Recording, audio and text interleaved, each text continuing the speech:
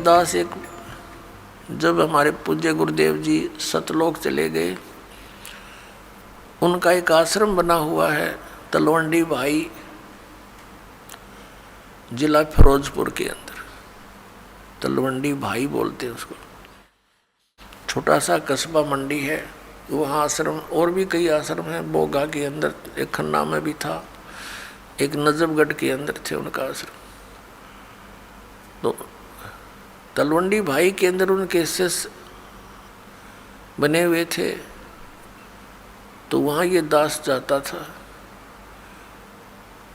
Second Sunday को सत्संग करने के लिए।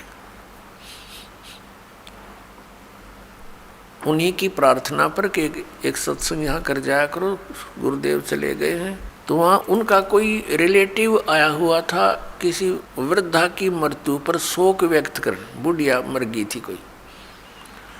वो शुक्र को आए थे, शनिवार को जाने की तैयारी कर रहे थे 12-1 बजे सी।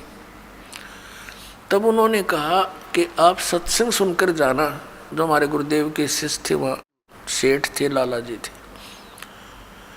कल सत्संग होगा 9 बजे, गर्मियों के दिन थे कि कल 9 बजे ही सत्संग शुरू होगा, 11 बजे तक सत्संग होता है, आप सत्संग सुनकर फिर जाना। कहने लगा मैंने बहुत सत्संग सुने हैं, गुरु भी बना रखे है, ऐसी कोई बात नहीं।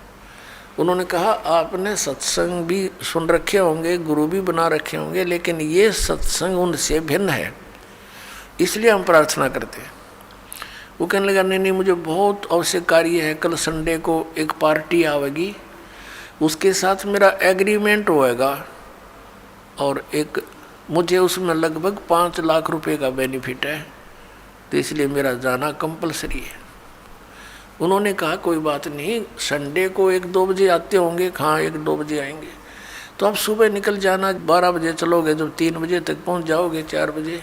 चंडीगढ़ जाना था उसने। कहने का भाव उसने कतई नहीं मानी और चल पड़ा। पूरा परिवार था, यानी 4 सदस्य थे घर के, वो 2 पति पत्नी, 2 उनके बच्चे। अम्बाला के पास आकर के एक ट्रक खड़ा था बजरी से भरा हुआ, और उसके पिछले टायर निकाल रखे थे, जैक ला रखा था, और उसने तो 5 लाख दिखाई दे थे, अनुबंध एग्रीमेंट दिखा था और कुछ ना दिखा।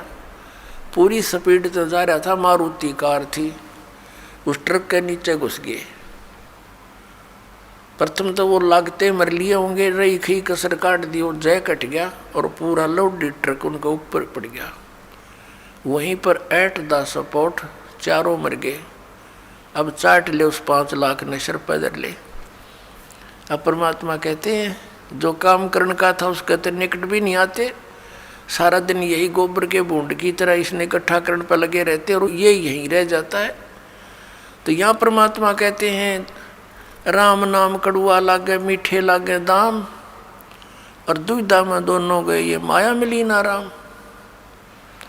इसलिए परमात्मा हमें याद दिलाते हैं, मात पिता मिल जाएंगे 184 माँ, सतगुरु सेवा और बंदगी भाई फेर मिलन की ना।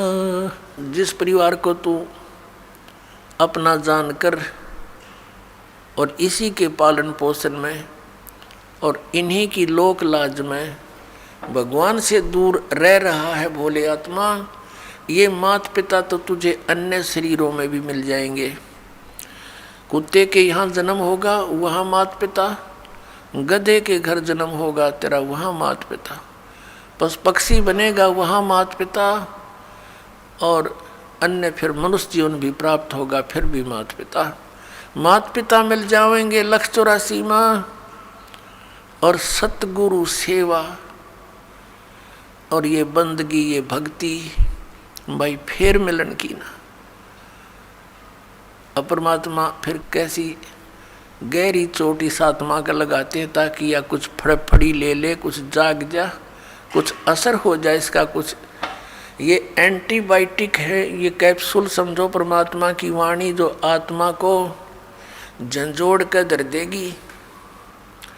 और इसके ऊपर जो तीनों गुणों का ये नशा बना हुआ है, या भांग पी रखी है, काल के इस झूठे सुख की, इस त्रिगुणमयी माया की, इसे मिलने वाले लाभ की, तो यह उतरने लग जाएगी, कुछ कम हो जाएगी, इसका नशा उतरेगा आपको। परमात्मा कहते हैं कबीर ये माया अटपटी और सब घट आन अड़ी, किस किस न समझाऊं या कुएं भांग पड़ी। आप इस सत्संग को छोड़कर अन्य सत्संग भी सुनते हो, उन सत्संगियों के व्यवहार भी देखते हो। नाम सत्संग का, कर्म सारे वही जो आम जन साधारण किया करता है।